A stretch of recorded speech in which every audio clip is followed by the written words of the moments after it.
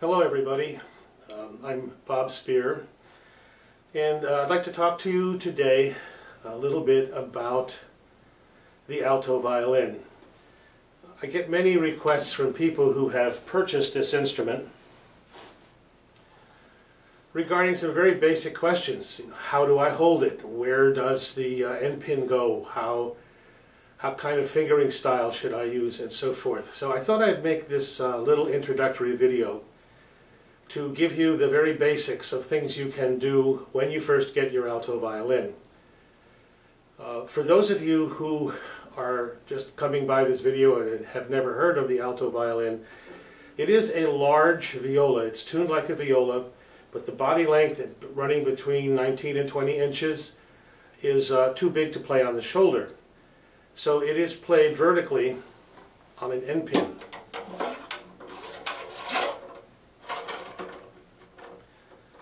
And the nice thing about this end pin is that it takes all the weight off the player's shoulders.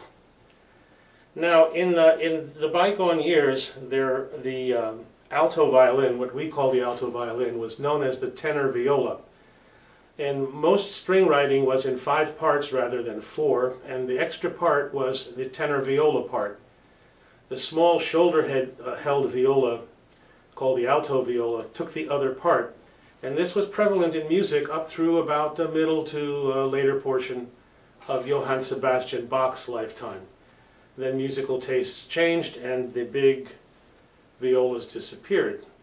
Well, we're happy to say that they are back, and they are a wonderful instrument, a wonderful addition to the string family. But they do present some problems for the conventional viola player making the transition. I'll do another video for the cello player coming to the alto, but for the viola player coming to the alto, there's some interesting mental adjustments to make. First of all, the C string is now on the right side of the instrument and not the left side, just for example. And some people have a great deal of trouble with this. But the most problem seems to just arise in the basic positioning of the instrument. Now, I do recommend that you get a good teacher to help you out. But while you're doing that and finding the one that's just right for you, there are some basic things that you can learn right after you take your alto out of the case.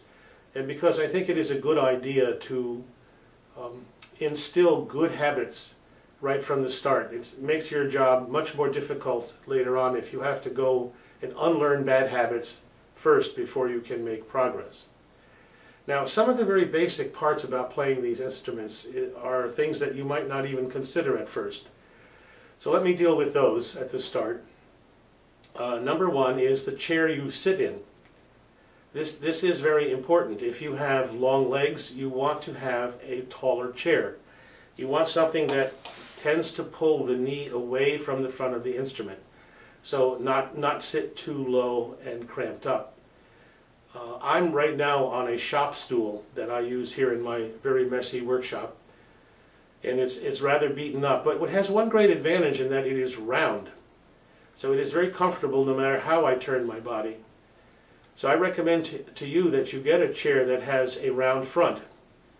If it doesn't have a round front, get one that has a rounded, the upholstery rounds over like this so that there are no sharp edges to cut into the back of your legs and stop your circulation. In particular, wicker or cane chairs, Windsor chairs where the leg actually comes above the seat in the front and digs right in the back of your leg. I think that just is more trouble than it's worth. And a good chair, a comfortable chair, will help you through longer sessions of practice without any discomfort. The second thing is the basic positioning of the instrument begins with the right hand. This is because you need to find a natural and comfortable position for the bow arm. You don't want to play too low, obviously, which is a tendency that the cellists will have. And the other tendency is for people to put the instrument in front of them and then figure, well, I have to play like this because that's where the bridge is. You do not want to have your arm pressed into your side or foreshortened. You can see that it would be very difficult to get a nice relaxed bow stroke that way. And the way you find this position is by raising and lowering the end pin. Now I have my end pin here. End pin's only about 17 inches long, so it's just barely long enough for most people. The length of this pin is determined by the amount of space available inside the body. And of course you can have a longer pin. You just have to take it out of the end pin holder before you close the instrument up in its case. But as the instrument is adjusted up and down, you might also want to move it forward and backward so that the instrument either becomes more vertical or less vertical until you find a place that's comfortable for you. I use a wooden end pin stick that I made. I use it a lot on my bass. It hooks around the leg of my chair, but you can use a cello rock stop or a leather belt or anything to secure the pin so that it doesn't go sliding across the floor. The rubber bumper that comes with the end pin on these instruments is meant to protect the player and the case during transport. It's not meant to be on the instrument while it's being played. As you raise and lower the instrument, you want to keep it in line with the vertical axis of your body, and you want the scroll to rest on your sternum. Unless, of course, you're rather large like I am, and it may rest on something a little bit lower than the sternum. But the idea is that it is a vertical orientation. Don't move it off to the side like this, which is something that a cellist coming to the alto will find very difficult to stop doing. But for you viola players, right smack dab in line with the center of your body, scroll on the sternum. If it touches under your chin, that's fine too. We're just exploring now to find the position that's most comfortable for you. The position also has to be practical. You have to be able to bow the C string. That's called a bass player's bow. But it misses my knee, and you'll find if you don't hold the instrument just right when you try to bow the string, you will hit the knee.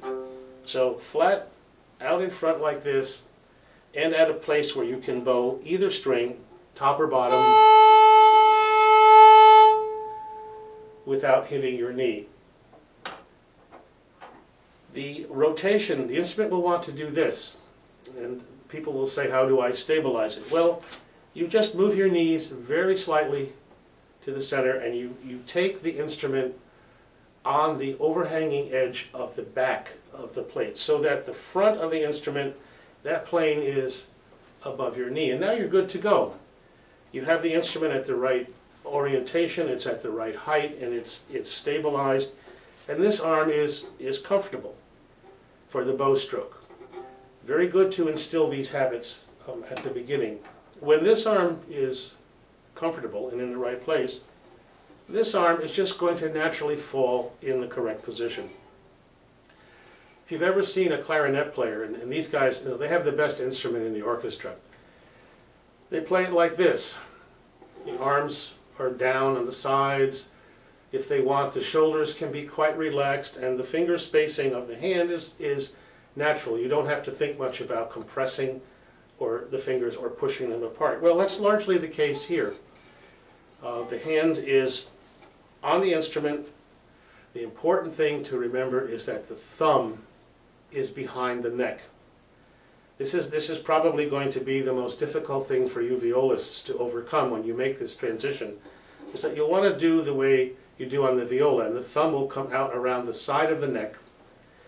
And if you look at this, at this point, if you look at my hand, you'll see what happens. The fingers get cramped, the left wrist collapses, and the fourth finger isn't even on the fingerboard at all.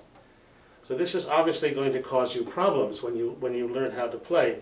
If you pull the thumb back behind the neck, it makes it a lot easier to keep the hand in this position. And you may find that the spacing of the fingers is going to be pretty natural.